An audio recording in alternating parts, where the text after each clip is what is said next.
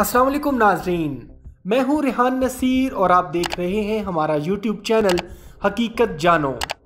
दोस्तों, इंसान को अपनी मोहब्बत की याद में ताजमहल बनवाते तो आपने सुना ही होगा, जो आगरा इंडिया में आज भी मोहब्बत की अलामत समझा जाता है, जिसको देखा देखी पाकिस्तान और इंडिया में दो मोहब्बत करने वालों ने अपनी गुजर जाने वाली शरीके हयात की याद में अपनी जमा पूंजी ताजमहल की नकल बनाने में सर्फ कर दी।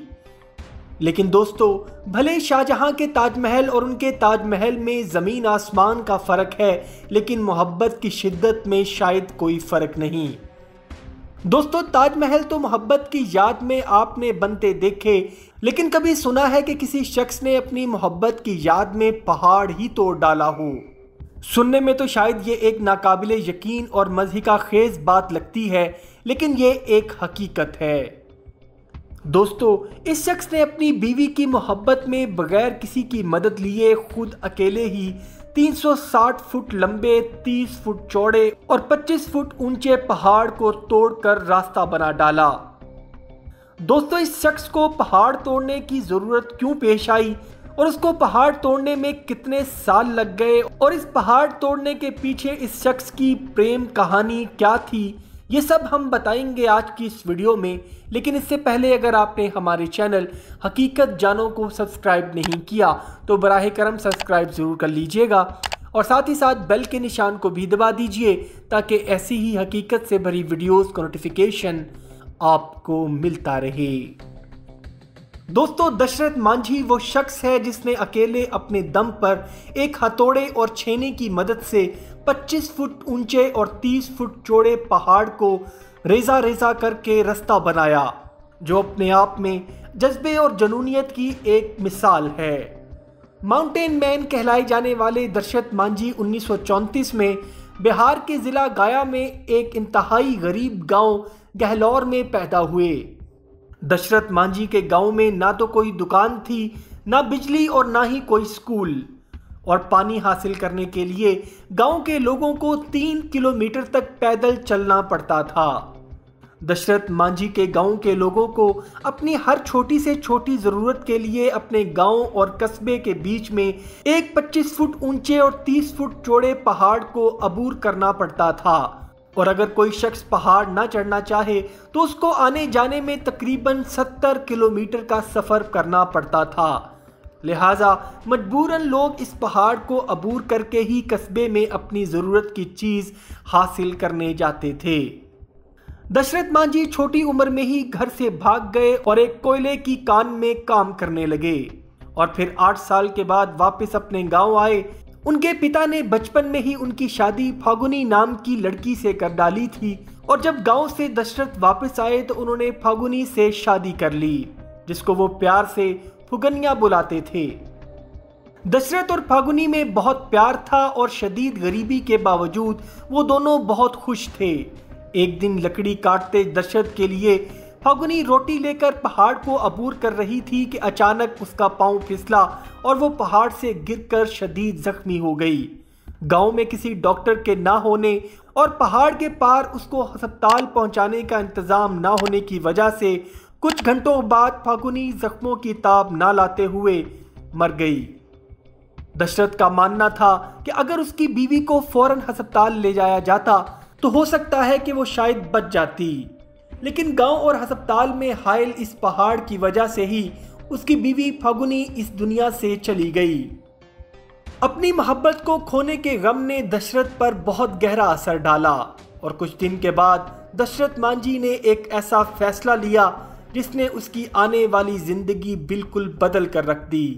दशरथ ने फैसला कर लिया था कि कोई उनका साथ दे या ना दे, वो इस पहाड़ को तोड़कर गांव वालों के लिए एक रास्ता जरूर निकालेंगे, ताकि किसी और की मोहब्बत इस पहाड़ की नजर ना हो जाए। और उस दिन के बाद दशरथ मांझी पहाड़ के सामने पहाड़ बन गया, और अपनी जिंदगी के 22 साल दशरथ मांझी ने पहाड़ तोड़ने में लगा दिए। ना दिन देखा ना रात, ना धूप देखी ना छांव, ना सर्दी ना गर्मी और ना ही बरसात। दशरथ मांझी अपने बुलंद हौसले से पहाड़ को तोड़ने में लगा रहा, और इन 22 सालों में ना कोई शाबाश देने वाला था और ना ही कोई मदद करने वाला। हत्ता के इन 22 सालों में गांव के लोग आते जाते उसका मजाक उड़ाते थे कि दशरथ मांझी तो बीवी की मौत के बाद बिल्कुल ही पागल हो गया है। और एक वक्त ऐसा भी आया कि उनके अपने रिश्तेदारों और बच्चों ने भी उनका साथ छोड़ दिया, लेकिन दशरथ मांझी डटा रहा और उसने अकेले एक हथौड़े और एक छेनी की मदद से 360 फुट लंबे, 30 फुट चौड़े और 25 फुट ऊंचे पहाड़ का सीना चीर डाला। और दशरथ के मुताबिक उसने उस पहाड़ की अकड़ तोड़कर उससे अपनी महबूब बीवी की मौत का बदला ले लिया। दोस्तों, अब दशरथ मांझी के रास्ता बनाने के बाद उसके गांव गहलौर और 7 कस्बे का फासला जो तकरीबन 70 किलोमीटर बनता था, सिर्फ 10 किलोमीटर रह गया। बच्चों का स्कूल जो 10 किलोमीटर दूर था, अब सिर्फ 3 किलोमीटर रह गया है। जिस अस्पताल पहुंचने में तकरीबन सारा दिन लग जाता था, वहां अब लोग आधे घंटे में ही पहुंच जाते हैं। और आज उस रास्ते को गहलौर गांव के अलावा 60 और गांव भी इस्तेमाल करते हैं। दशरथ मांझी का ये मानना था कि अपनी धुन में और अपने मकसद को लेकर मेहनत में लगे रहो, कामयाबी मिले या ना मिले इसकी फिक्र भूल जाओ। और दोस्तों, अल्लाह ताला भी मेहनत करने वाले को पसंद फरमाता है और जो मेहनत करता है उसका फल जरूर पाता है। दशरथ मांझी की कहानी हमें ये सबक देती है कि दुनिया में कोई भी काम नामुमकिन नहीं, बस उस काम को करने के लिए नीयत और हौसला बुलंद चाहिए और मेहनत शर्त है। और ये तीनों चीज़ें अगर किसी इंसान के पास हैं तो वो पहाड़ के भी गरूर को तोड़कर उसको रेजा रेजा कर सकता है, जैसे कि दशरथ मांझी ने कर दिखाया। और उनका ये काम सिर्फ उनकी महबूब बीवी के लिए नहीं बल्कि आने वाली नस्लों के लिए था, जिससे अब लाखों लोग फायदा उठा रहे हैं। यानी एक शख्स ने तनहा पुरअज़्म होकर लोगों के ताने सहकर भी मेहनत जारी रखी और जिद्दोजहद में वो अकेला था। और जब दशरथ मांझी ने अपनी मंजिल को पाया तो मंजिल पर सारी दुनिया उसके साथ थी।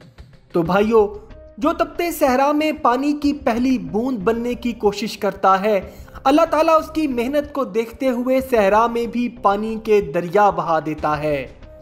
दशरथ मांझी ने अपनी हयात में ही अपनी ज़िंदगी पर फिल्म बनाने की इजाज़त दे दी थी और उनके मरने के बाद बॉलीवुड ने उनकी ज़िंदगी पर movie Manjhi the mountain man भी बनाई, जिसमें दशरथ मांझी का किरदार नवाजुद्दीन सिद्दीकी ने अदा किया, जिसको बहुत पसंद किया गया। 17 अगस्त 2007 को दशरथ मांझी कैंसर की बीमारी से लड़ते हुए दिल्ली के एक हॉस्पिटल में इंतकाल कर गए। दशरथ मांझी का कारनामा जब अखबारों की जीनत बना तो कई टेलीविज़न चैनल्स हत्ता के BBC ने भी उनका इंटरव्यू लिया और उनका एक तकिया कलाम जो वो हर किसी के हाल चाल पूछने पर बोलते थे बहुत मशहूर हुआ, शानदार, जबरदस्त, जिंदाबाद।